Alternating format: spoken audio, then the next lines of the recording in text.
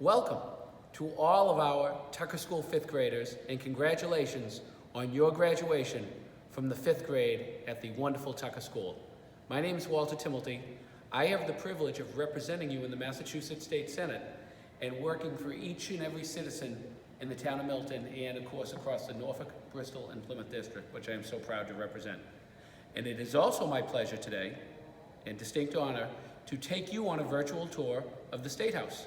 Currently, we are in the Massachusetts State Senate chamber, which is a beautiful, ornate chamber, as you can see and tell. And this, where I'm currently standing right now, is the rostrum. This is where our Senate President Karen Spilka from Ashland, presides from. Senate President Spilka is the presiding officer of the Massachusetts State Senate, and this is, as I mentioned just a moment ago, the rostrum. Senate President Spilka also designates members of the body to preside, such as myself, and I've presided frequently over this body.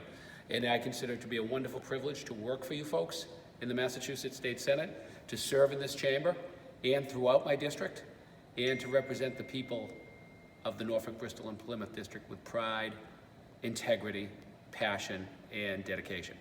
And that is the hallmark of my representation here in the State Senate. Now, just a few things about our rostrum. Of course, here is where the Senate President presides from.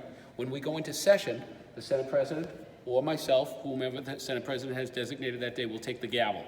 And this, of course, is the most visible tool for presiding over the Massachusetts State Senate chamber. And just to show you an example of how we come into session, whoever is presiding, the acting president or the Senate President herself, will take the gavel. Senate will come to order. Or to adjourn the session, Senate stands adjourned. Now, just behind me is the several chairs.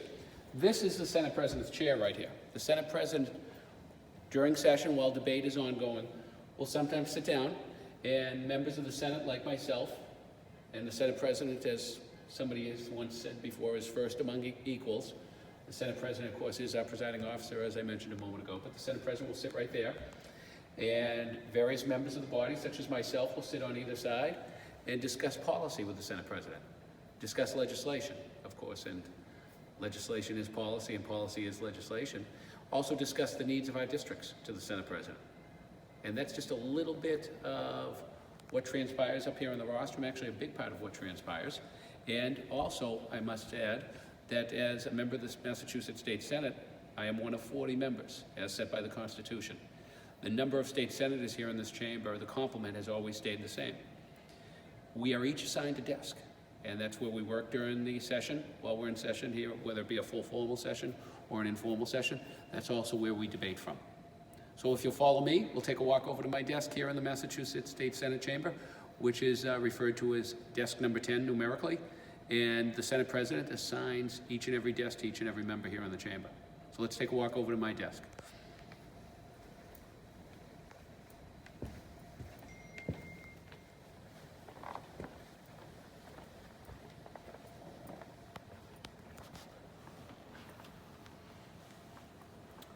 Here's my desk, desk number 10.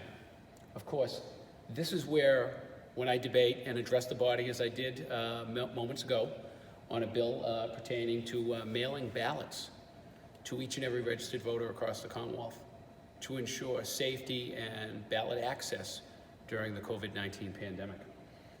In this chamber, which, as you can tell and see, is beautiful and ornate, a couple of things that I'd like to point out to you. Right there is the desk of the Senate Assistant Clerks, who keep track of each and every measure that is addressed here in the body.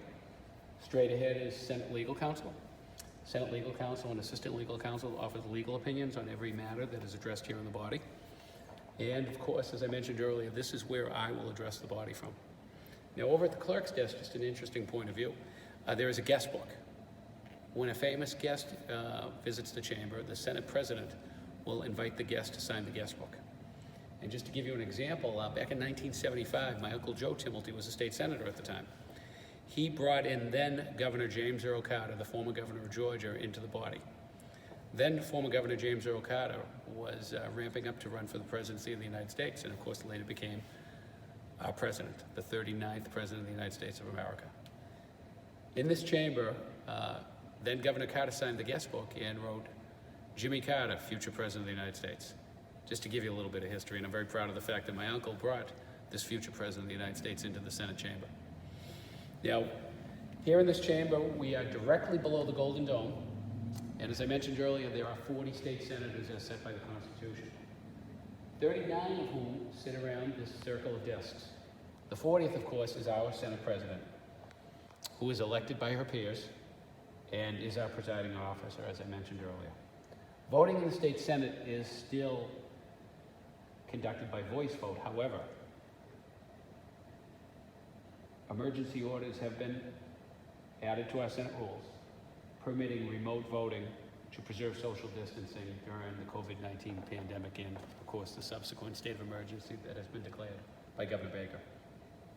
Most of the room has been changed from the original bullfinch design, but the sunburst ceiling remains the same. Emblems symbolizing commerce, agriculture, war, and peace are located in the four corners of the ceiling of this chamber. High above the chamber are the public galleries. Marble busts of state and national figures stand in the wall niches. Busts of Presidents Washington and Lincoln are situated behind the Senate President's desk. Near the visitors area is a bust of the Marquis de Lafayette, a great friend of the American people, who visited this chamber on his way to the cornerstone for the Bunker Hill Monument in 1825. Several presidents, including Jackson, Monroe, and Van Buren, along with the future president, President James Earl Carter, have been welcomed here. It was in this chamber, too, that Angelina Grimke made political history when in 1838, she offered remarks advocating for the abolition of slavery. Angelina Grimke was the first woman to address a United States legislative body. Hello. We are now in what is called the Senate Reading Room.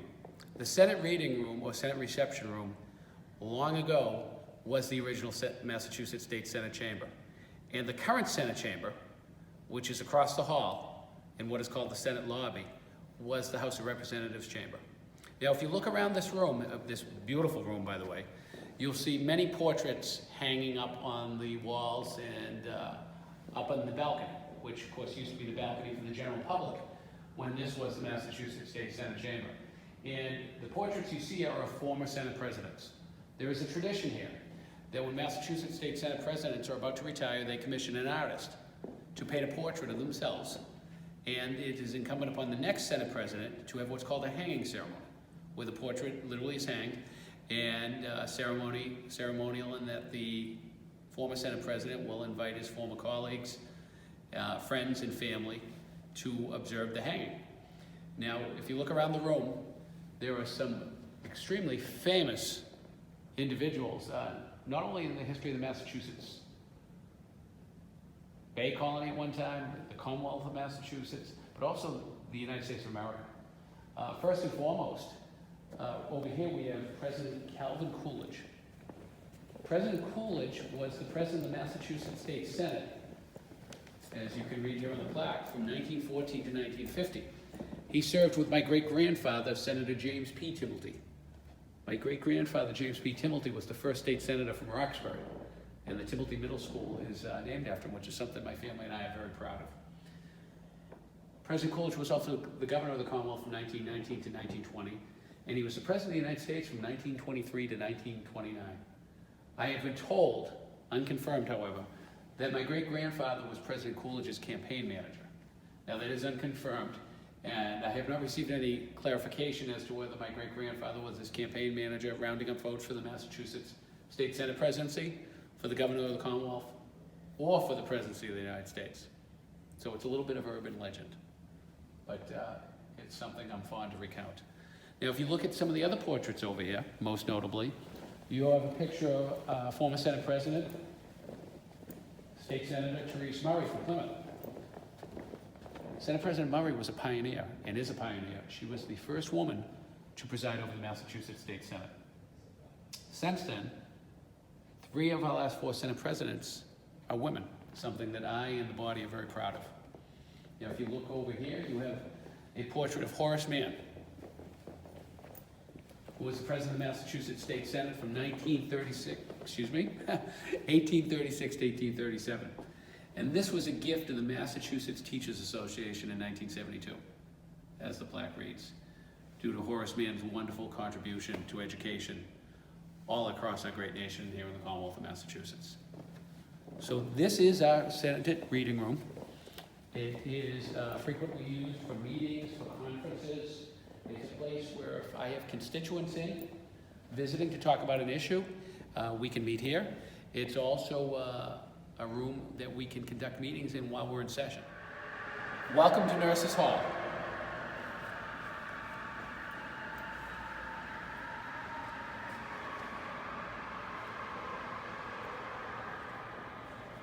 Nurses Hall is part of the 1895 expansion of the State House. This room is largely made of Provenzano marble. It is called Nurses Hall because of the statue that stands before us of an Army war nurse, located here, of course, on your right. It was sculpted in 1914 by Bella Pratt. It was the first statue erected in honor of the women of the North who so courageously served on behalf of the Union Army during the Civil War. Nurses Hall also features several murals by Robert Reed depicting events crucial to the commencement of the American Revolution. Paul Revere's Ride of April 19, 1775 is on the left. The Boston Tea Party is on the right. The central panel portrays the true beginnings of the colonists' break with England. Fiery orator James Otis is pictured arguing against the writs of assistance, which allowed British soldiers to enter private homes and shops in search of smuggled goods. Refusing payment from the Boston merchants who retained him, Otis presented his case in February of 1761. Although he did not win the case, Otis was described by John Adams as a flame of fire. Then and there, the child independence was born. Welcome to Memorial Hall, or what is also referred to as the Hall of Flags. Please come on in.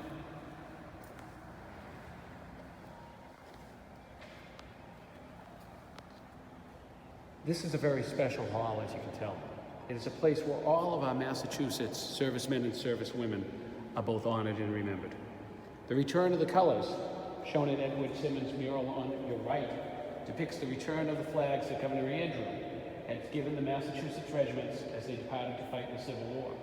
This ceremony, which took place December 22nd, 1865, started a significant tradition called Forefathers' Day. Flags have been returned after duty in every war since then, including the Spanish-American War, World Wars I and II, the Korean War, the Berlin Emergency, and the Vietnam War. This hall was built of beautiful Italian marble to appropriately display these flags. If you take a close look, you will see that these are transparencies of flags, not the actual flags. In 1987, the original flags were moved to environmentally controlled storage by textile conservators. There are over 400 flags in the State House collection. Presently, a history and catalog of the flags is being prepared. And once the State House renovations are completed, it is expected that the flags will once again be displayed, but on a rotating basis. Edward Simmons depicted the Battle of Concord in the mural to your left. In front of you is Henry Walker's portrayal of the Mayflower Pilgrims as they first sighted land. Behind you is Walker's interpretation of John Eliot preaching to Native Americans. Eliot learned the Algonquin dialect, translated the Bible for Native Americans, and established 14 villages of so-called praying Indians. The stained glass skylight above contains the seals of the original 13 colonies of the United States. The Massachusetts seal is at the center. And if you look right here at the center of the room where these flags proudly stand, you see a gold star flag, which is the symbol for fallen servicemen and servicewomen, whether it be a gold star mother, gold star father, gold star sister, gold star brother, gold star families have paid the ultimate sacrifice for the great sacrifice of their family members. And of course over here you have the flag of the POW-MIA, which is a tribute to prisoners of war and missing in action from our outstanding military and our brave heroines and heroes who never returned home. And right here where these flags stand, there is a tradition, if a governor passes away, former governor, of course, we hope and pray, family is provided with the option to host the late Governor's wake here in this Memorial Hall. It is officially called Lying in State. And back when former Speaker of the U.S. House, who was a son of Massachusetts from North Cambridge, Thomas P. Tip O'Neill, passed away back in the 1990s, Governor Weld at that time invited the O'Neill family to have Speaker O'Neill's remains lay in state here, as they did. Congressman J. Joseph Moakley, who represented the town of Milton with great distinction, and many other towns in the Commonwealth of Massachusetts also lay in state here when he passed away. So it is a room, a hall, if you will, of great tradition, and it is a hall that pays tribute to the great sons and daughters of the Commonwealth of Massachusetts for their heroism and service to the Commonwealth. Hi, welcome to the Great Hall here at the Massachusetts State House.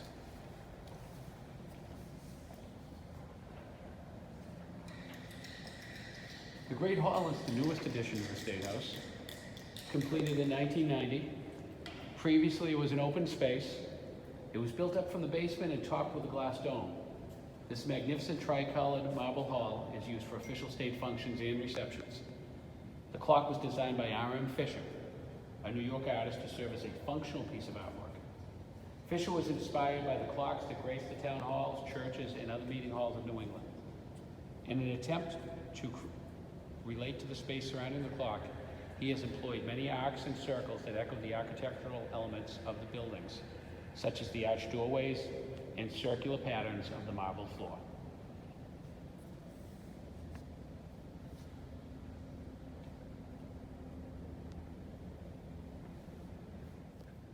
You can't help but notice the hundreds of flags, literally, that adorn this Great Hall. They are representative of the 351 cities and towns in the Commonwealth of Massachusetts. So it's often a rite of passage when someone comes into this chamber for the first time, this Great Hall, if you will, and they're a resident of Massachusetts, to look up and find the flag for your hometown. So someday soon, in better times, I will host you here at the State House, and I will bring you in here so that you can find the flag of your hometown. Hello, this is the grand staircase here at the State House. The grand staircase is commonly used for receptions, for ceremonies, for announcements, press conferences put on by such luminaries of the Commonwealth as the Governor of the Commonwealth, the State Senate President, the Speaker of the House, constitutional officers, be it the Treasurer or the State Auditor, various organizations that operate in the Commonwealth of Massachusetts and do so much good for all of us. We'll have ceremonies here and or announcements. And also, elected members of the State Senate and the Massachusetts House of Representatives, and of course our Governor and our constitutional officers will invite orchestras, choirs, bands to come in from their corner of the Commonwealth and come here to the State House and perform on the grand staircase, which is an ideal place for performances and to let people bring their part of the Commonwealth right here to the Massachusetts State House. And if you'll follow me, we're going to walk up the stairs for a moment.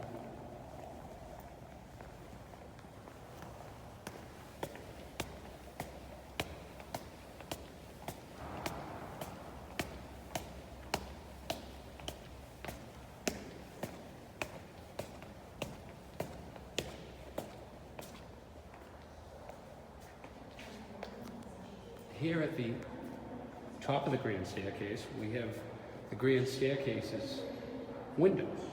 Since its settlement, Massachusetts has had a series of state seals. The first is shown in the top pane of the painted and stained glass window. Designed in England for the original commercial enterprise, there was the Massachusetts Bay Colony. The seal portrays unrealistically a Native American attired in a grass skirt voicing the plea, "Come over and help us." When Massachusetts became part of the New England Royal Dominion in 1684, a new seal, shown below, the first, was adopted. The family seals of the provincial governors appear on the two-sided panels, and the Revolutionary seal is located at the bottom of the window. This seal portrays a colonist clutching the Magna Carta in one hand and a sword in the other. Our current state motto Esse petit placidum sub libertate quietum was adopted at that same time. It means, by the sword we seek peace, but peace only under liberty. Massachusetts adopted its current seal in 1780. It appears just above the Revolutionary seal. A more realistically dressed Native American is shown on a blue background standing below a drawn sword.